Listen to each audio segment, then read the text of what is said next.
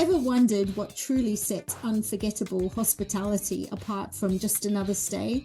This is the Global Hospitality Collective podcast, where we go beyond the surface to uncover the stories of short-term rental and vacation rental leaders who are reshaping our industry. Every other week, authors behind the Hospitable Host book series unpack the real strategies, lessons, and heart-led decisions driving meaningful change in hospitality. So if you're ready to challenge the status quo and elevate the way you host, you're in the right place. Let's dive in.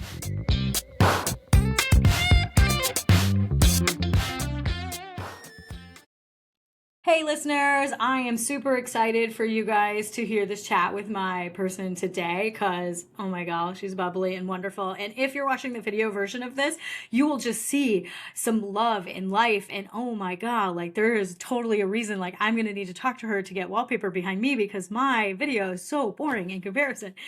This gal was in the Hospitable Host STR Sisterhood edition that came out in I think February or March women's. Okay. It came out on Women's Day in March of 2026.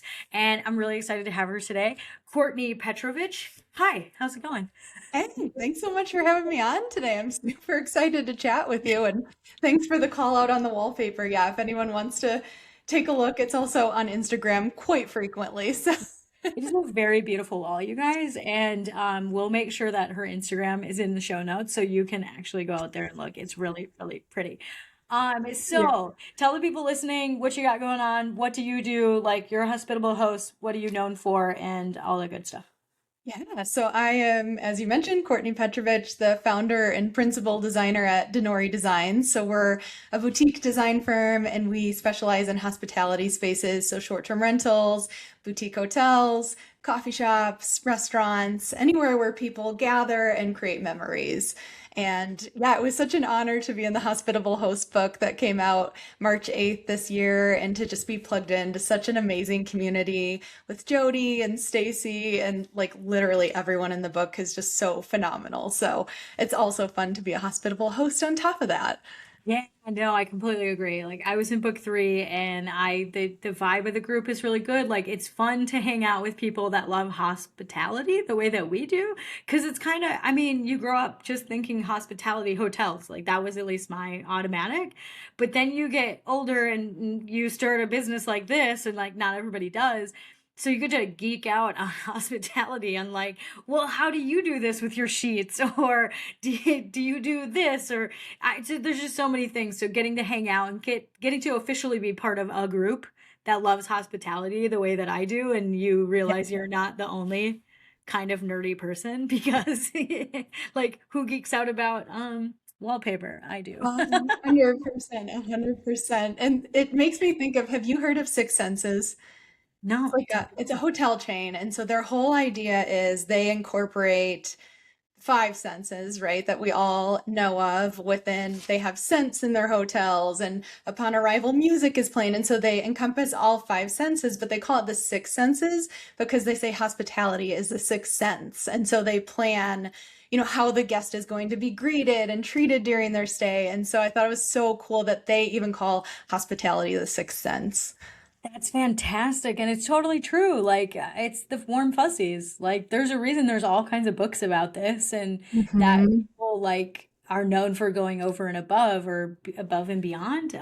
Like because of how it makes you feel. Like that is its own sense. This is a great idea for a book. I have to look at this. Oh, I love it. So, tell me about you. You do real estate as well. So tell me like what you do. Do you still host? Do you host for other people? Like what you got going on?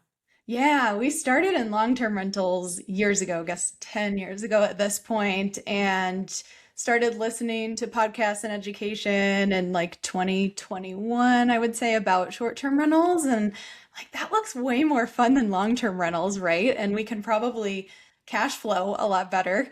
And so we sold our long-term rentals and bought two short-term rentals. They're actually a block apart on Cherry Grove Beach in South Carolina. And so I self-manage those two. That's the first one that we bought in 2024. That's the first design project I did. Just fell in love with it. And that's what sparked Denori Designs and where this has all gone.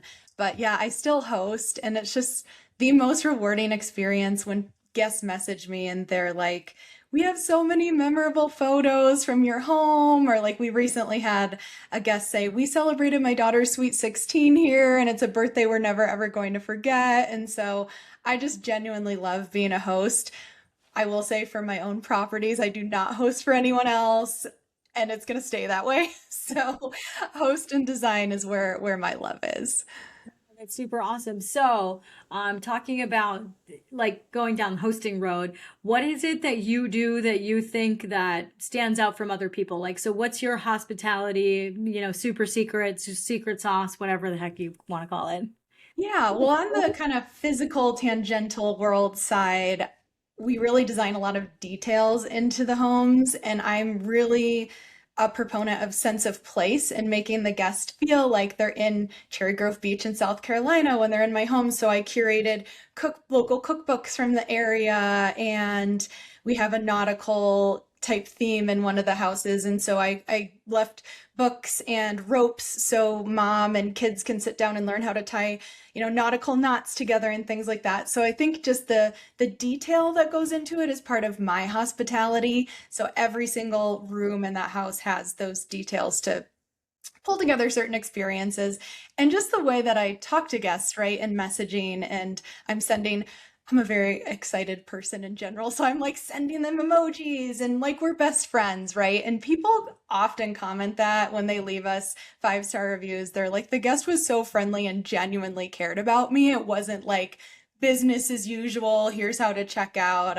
So I think just being myself and treating them like a friend, which is how I would want to be treated if I was staying somewhere. Courtney, we are kindred spirits because my short-term rental company is called Yay, You're Here. And it's because when I greet somebody, like, because I show up at a short-term rental that my friends are coming, I literally would put my arms up and be like, oh my God, yay! Yes. And that it's fun to get to put that into your style of hosting. And that, I think that's also the beauty of hosting, is that everybody can do whatever they want. Like if you are, it's a hunting cabin in Montana and you hunt, you can talk to them like you're a hunter. Like it's okay to do stuff like that. And same with this version of, like how you show up and how you would want to be treated. You can actually put your personality into the way you communicate with guests, and they do respond to it, and it is really fun.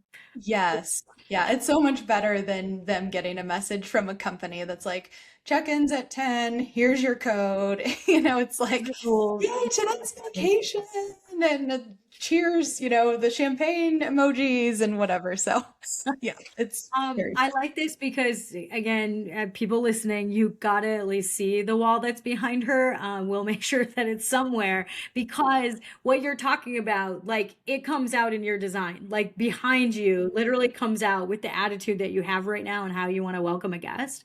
And I find it to be a really magical thing that not everybody can achieve this. Like not everybody, like certain things do fall flat.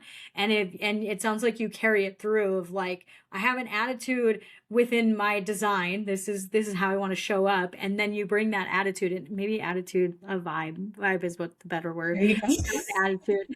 You bring the vibe from your design into your communications, and it sounds like it works. So how cool is that? Yeah, it's been super, super fun.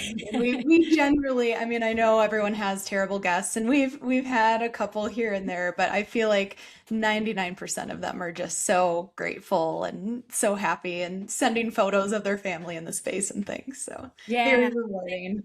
I'm glad you said that, because generally that's what I think as well. Our guests, like there is a small percentage of ones that just aren't the greatest, Mhm. but and like any industry, I think they get a lot of the spotlight of when something terrible happens. But what about the flip side of like the other 95 or 98% of everything is it's actually really great. Like it's so fun.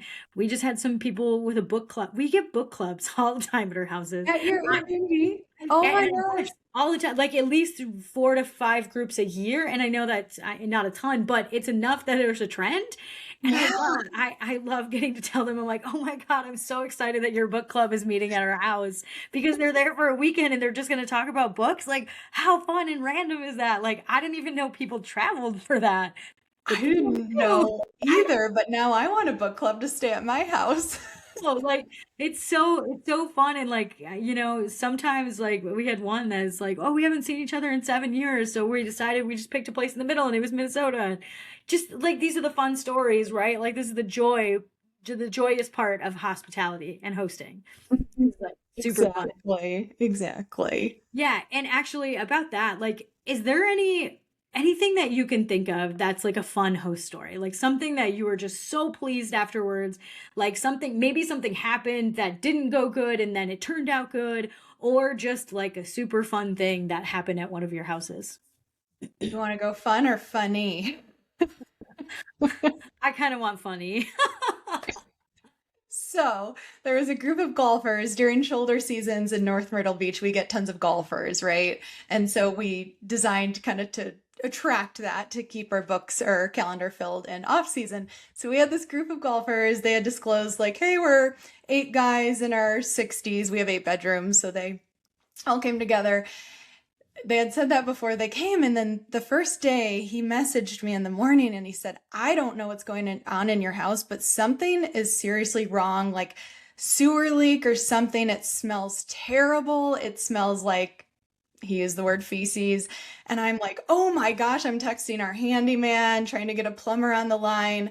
By the time I get on the phone with the handyman, the guest message is back and he says, I am so incredibly embarrassed, but my friend brought liquid farts to prank us and he's been sprinkling them around the house. And that's what the smell is. Oh my God. Call and cancel the handyman. False alarm, false alarm. So. This is probably I've never heard this.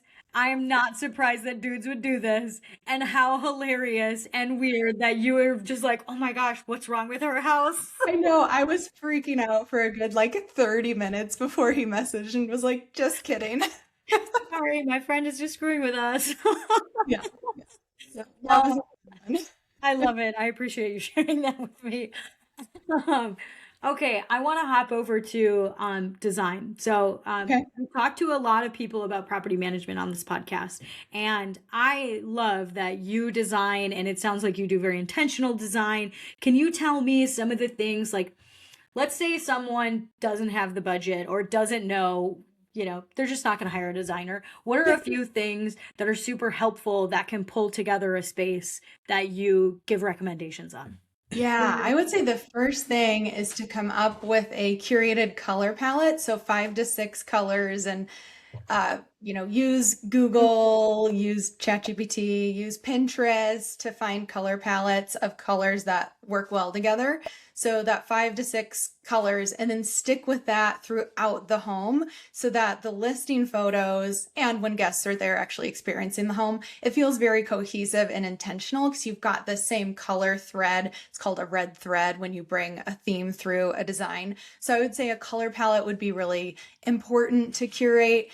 And then I know not everybody has this skill, but to the best of your ability, try to stick to a design aesthetic that's carried through the house. So don't go out and get like crazy wild disco balls and then a 1930s-esque bed frame. It should all sort of match together. I would say those 2 things are the biggest if you're going to DIY. And I would say the biggest impact you can make, paint is your best friend. It can be challenging to find the right paint color. Even I have these big boxes from Behr and Sherwin where they send me all of their paint colors, but until I get it on the wall and see it in the light that it's actually going to live in, it can be tricky. So I would say just really spending time testing different paint colors if you're going to paint, but that's a low cost way to make a huge impact. Yeah, I think those are incredible tips because not everybody has a design budget of some kind and they come into a house, but like it's hard to say like what's the thing that's going to make it feel warm fuzzy. And Mhm. design is really what happens or how you do that. Do you see like when people come to you, how do you explain to them like, let's say I'm a person that just bought a house. I think $5,000 for design is crazy. What kinds of things do you say? Because I'm certain that you have an answer for it. You have to. You own a business and design is worth it. I don't know how to explain why design is worth it. Tell me how to explain it or what you would say. Yeah, well, I'm a big data numbers person, right? Like when I was looking at short-term rentals, I was looking all across the country. I was agnostic to where it was as long as the numbers made sense. So I'm the same way in design where we need to look at, okay, if your house is designed at this level, it's going to earn this much. If you invest X amount and go to this level of design, you're going to get this much in revenue. So I let the numbers speak for themselves and then let clients make the choice.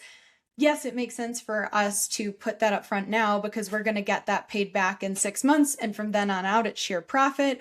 Or if they're like, gosh, we just spent everything we could on our down payment just to get this place, they can make that decision knowing, okay, we can expect this revenue in return. So I let the numbers speak more than anything in those situations.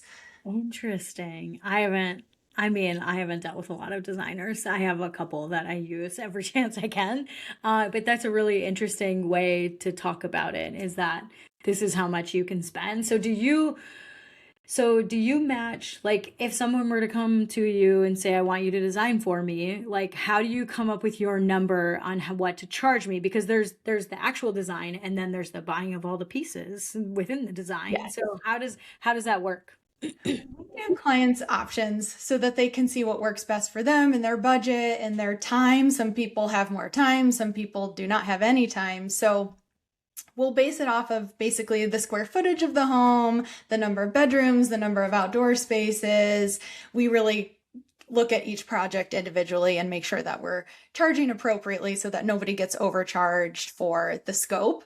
And then we can either deliver completely virtually, so they get their design boards at the end, they get an ordering spreadsheet, they can do all their ordering themselves and install if they want to, which I don't know if you've ever done an install, but It's a lot. not the most fun thing in the world. So that's definitely a budget approach that they could take and DIY as much of it as they can. Or if they want us to have come out and install, do all the ordering, let them be hands off, we'll offer that as well. And that again, we price just depending on the scope of work. So Mhm. No, that's totally cool. Like I think some people go into this business thinking like I can't afford that. And sometimes I would challenge a person to say, well, maybe you can't afford not to because you just spent, 200, 400, $900,000 on this house and you got to make sure people want to come to the house. And yeah. if they don't say ooh when they see your listing on VRBO, Airbnb, what makes them want to click? Like you have to have something that makes them want to click. And if they don't want to click, you're not going to get the clicks. Right. That's the toughest thing that I hear is I'll invest in design as soon as the house starts earning money. And I'm like, oh, I hate to be the one to tell you it's not going to start earning money until you invest in design. Um, so that's definitely a tough conversation. But again, we let the numbers lead. We'll help them calculate their payback period. So how long it will take them to get back their design investment. And I mean, for instance, the house that I bought, oh my gosh, when I bought it, I don't think it had new furnishings since it was built in 2025. So it was like that crazy red and like the couch was beige seashells. I mean, it was like everything not to do. And it was making 120,000 a year because it's in a great location. I Yeah. went in, put 60,000 into design.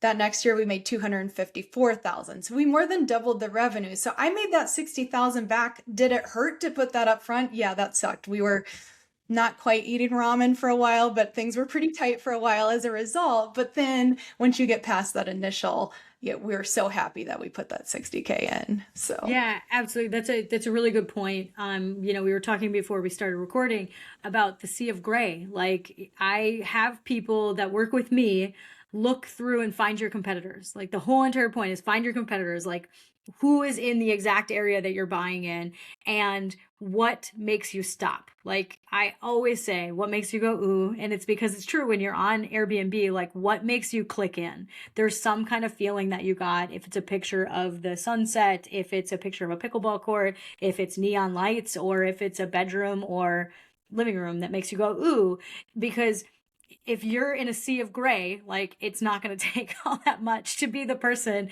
to have the few pictures that have been designed really well that are going to make somebody want to click in, which means book your house potentially. Like, I'm sick of staying in gray houses. I want some beautiful color, like it's right. Yeah, I went Mhm. to BDNY, which is Boutique Design New York and New York City last fall, and they were talking about the new luxury. And so it's funny because in this day and age, luxury is not as much, oh, this tile was flown in from Italy and we have the most expensive finishes. Luxury is experiential now. People, even people who are very, very wealthy, they want exclusivity and they want to go home and talk to their friends about experience that they had that their friends have never had. So that's today's luxury, is experience. And so I think really designing around that rather than putting in the most expensive pieces you possibly can is going to make a much larger impact. Yeah, I think that's a beautifully way to put it, because it's true. How are you going to talk about that trip? If somebody just bought a house and they bought a house on that specific lake or by that specific beach because they have warm, fuzzy feelings. Like there's a lot of hospitable hosts that do things like this. They literally build a whole entire business around an experience that they had 10 years ago. Like they bought 10 houses in this spot because they had such a good experience at one place that they wanted to create it for so many other people. And I think that's a really beautiful way just to figure out your business, right? Is like, I had such a good time here. I want to make sure other people have a good time here. I love that. Yeah, it's super cool. So, can you tell me what it's been like to transition into, like, you talked about short-term rentals. You also talked about, like, now, I don't think you talked about it to everybody else. You told me. You are starting to help out with designing with hotels. Like, what's the difference between a short-term rental and a boutique hotel in design?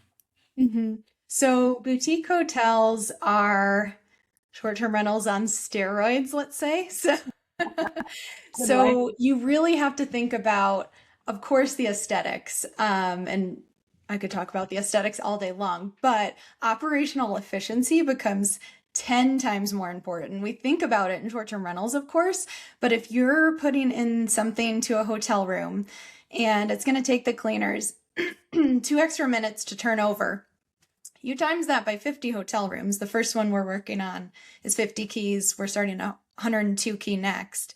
But you times that by that large number, the staff time and the costs and then the long-term value are all extremely impacted. So it requires a lot of multidimensional thinking when you're planning for a hotel.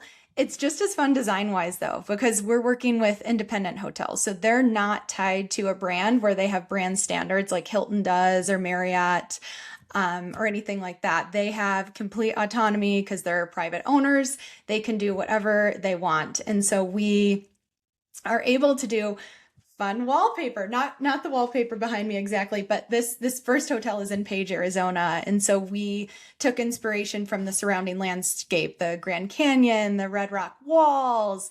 It's close to all these national parks, so we get tons of travelers who just want to be outside. So we pulled the design aesthetic from there and get to create that sense of place that's so important in hospitality. And it's so interesting how much short-term rentals are now feeding into boutique hotels, because I believe that short-term rentals started with hot tubs and cold plunges and all these amenities and everything. And now we're bringing those into the boutique hotel so guests can have that experience. We're having a game room. We're creating a lobby that fosters connection. The pool area has cold plunge challenge. So it's really cool to see how Airbnb has now informed independent hotels. Yeah, that's an interesting evolution that I haven't thought about.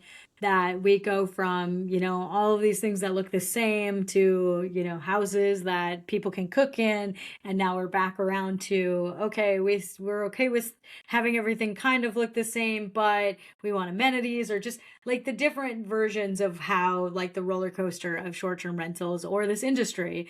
And it's just about how things move and change, and they move and change with our preferences, like America's preferences if you're in the States, on how what's appropriate, what's not. Sometimes it pains me to look at in Minnesota, in the Midwest, we go up north to cabins, which means it's probably on a lake. And the cabins are dumpy. It's not hard to stand out from these because these people haven't necessarily caught up to the fact that short-term rentals can be something more. And it's interesting to see, again, that evolution of what's appropriate, what's not appropriate, what you pay for, what you don't, what you want to scroll by and not book that place because it looks like there's too many ruffles that are from the 80s when they were installed in the house with the ruffles and nobody's taking them out. Absolutely. And it becomes so much easier in hotels to attract guests.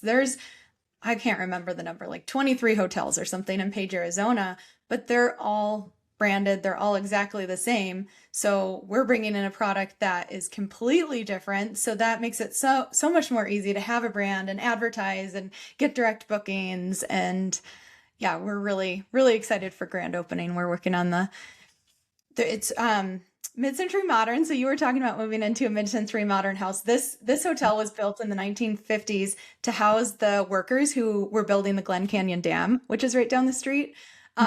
So it's got that 2-story and then a couple 1-story buildings overlooking the pool area, that very traditional mid-century modern hotel. So we're closing down one building at a time for renovations to keep some revenue coming in. So we've got our first room block being built out, which is super exciting. That is really fun. I'm excited for you to share with us or like somehow to some place that we can follow you to find out when it actually comes out, because stuff like this is fun. And I find this to be one of the reasons like you get to be creative in this business. Not every area of short-term rentals you get to be creative in. Like accounting is accounting, hosting is hosting, very specific things of cleaning coordination, laundry coordination, stock coordination, like all of these things. But I think design is one of the spots you get to have some fun with. And I think that's why a lot of people have, fun feelings about trying to do that. Like there's a lot of business attached to this, but it gets to be fun if you want it to be fun. You just have to try, Yes. Oh my gosh. We have so much fun. Definitely check out our Instagram. We just put up, we were on site for model rooms where you build out a room and make sure you like it before you copy and paste it 50 times. And so we took some really fun. We had like a tape measure challenge we just did that we put on Instagram, and one of the owners was trying to fit a toilet through a very small doorway at one point. We have a lot of fun. So that's good. This business can be high stress, and especially if you let it be high stress. If you don't let it be high stress and you work with good people, it makes a world of difference. Yes. Oh my gosh. Being with the right people is everything. You know that more than anyone. Yeah, it totally is. It's totally true. Okay, if you had one thing to tell a new host, you only got one opportunity to change the way they host, for the trajectory of their whole hosting business, what could that be? Oh my gosh, one way. Yikes. Oh, let me think about that. So much pressure. I would say to be yourself, be authentic, and guests will pick up on that. Don't feel like you have to show up as the most professional person who ever lived or have the perfect response to every question. They want to know that they're talking to a human at the end of the day. And so whatever is authentically you, let that shine through. It's awesome. That's a really good piece of advice. And yeah. Unless you're a jerk, don't do that. But if you're not a jerk, let yourself shine through. Oh, I love it. I can tell when somebody sounds like a robot. I'm like, please don't sound like a robot. Like you're a human. Just pick up the phone and call that person that's at Yep. your house. Okay, so last couple of things. What does elevating hospitality mean to you? It is that intersection of the tangible, putting those details in place, putting the things that are on the property in place. And I also think not allowing a little space for autonomy for guests to find surprises. So maybe not photographing every little surprise. I talked earlier about how I left the rope in the boat not tying book. I've never put that in any photos. I want to curate some awe and wonder for guests, like a surprise to find. So I think that's a big part of hospitality and where I see it going and how to elevate it. And the other part is just the communication. I know a lot of people are starting to use AI for guest communications, and maybe that will be something that I do eventually, but so far I haven't found a way for AI to connect with my guests the way that I do and have the same heart behind it. So I think just having that heart behind your hospitality communications is huge too. That's awesome. Great way to wrap it up. If somebody wants to find you or find your properties or work with you, how do they do that? Yeah, so the best place is Denori Designs on Instagram. It's DENORI, designs with an S at the end. And we also have a website, denoridesigns.com. We're same on Facebook. So that will lead you everywhere you need to get a hold of me. That's awesome. Thank you so much for this. I hope the folks listening to this would get something out of it because I wrote a lot of notes. There's things like I'm already like, gosh, do I need to hire her and talk about this and do that? And this is the problem with being a host of anything podcasty because I just want to change all the things or do all the things. And I'm like, man, this is probably just going to cost me too much money. But I feel like there was definitely some things that make me think a little bit differently about the way I'm hosting and how I could maybe incorporate something else. So I appreciate you sharing all of your knowledge and, yeah, thanks for the Well, time. thank you for being so hospitable and you're hosting this podcast. Yeah, absolutely. So guys, if you want to check out Courtney, go down to the show notes. We'll make sure some of her listings are in there as well as, her design business. And it's Courtney Petrovich, and she's chapter 8 in Hospitable Host Short-Term Rental Sisterhood Edition. So thanks, guys. Bye. That's it for this episode of the Global Hospitality Collective podcast. If today's conversation made you think, inspired you, or just reminded you why hospitality matters, make sure you hit subscribe so you don't miss what's coming next. Next week, our panel, Helen, Rose, Debbie, and myself are back, and we're going beyond the listings and the tech, diving headfirst into real stories, the hard decisions, and yes, all those weird and wacky guest experiences you won't believe are true. Trust me, you don't want to miss it. Thanks for listening, and as always, keep hosting with heart. See you next time.